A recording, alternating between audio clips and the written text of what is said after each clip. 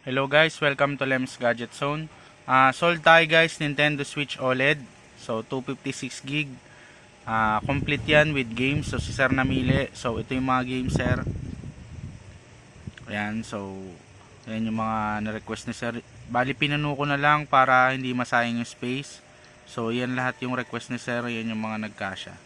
Okay? Yan Sir, tignan mo maigi. Okay? So mag-play tayo ng laro habang pinapakita natin yung mga inclusion nung nabili ni Sir na Nintendo Switch OLED na brand new. So try tayo, ito Mario Kart. Okay, so ito yung mga kasama Sir. Kay Sir Dan Reb to ng Tarlac.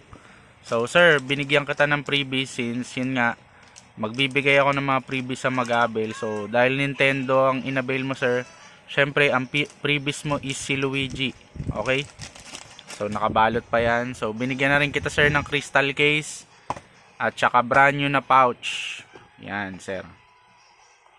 Tapos syempre yung Nintendo Switch OLED mo na may box na naglalaman ng syempre ng brand new charger, HDMI, yan.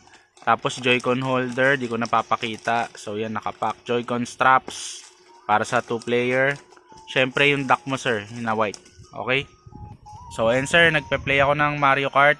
So madali lang naman i-operate to Sir. Pag open mo ng unit, ready to play ka na. So mamimili ka na lang agad ng mga games diyan Sir. So wag mo lang siya i-connect sa internet. At saka wag mong i-open tong mga album, tong Nintendo eShop, news, tsaka tong Nintendo Switch Online. So dito ka lang Sir sa mga controllers. Kung gusto nyong mag-add ng controllers or kung may gusto ko i-check sa settings. Ayan. Tapos yung sleep mode. Okay? Tapos pakita ko lang sa inyo Sir yung yan yung natirang space sa data management sa settings.